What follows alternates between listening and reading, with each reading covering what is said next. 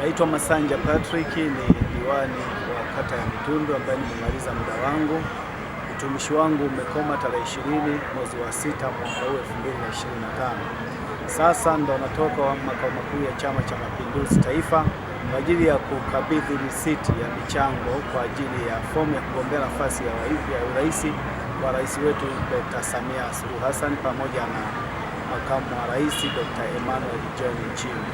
Fedha hizi ambazo nimekabidhi katika ofisi ya makao makuu ya Chama cha Mapinduzi ni fedha ambazo nilizichangisha katika grupu la WhatsApp la marafiki wa Angelo Madundo kati ya Machi 21 hadi Aprili 21 mwaka huu kwa wanakikundi wa kikundi hicho. Na wanakikundi kwa kweli waliitikia wakachangia michango yao.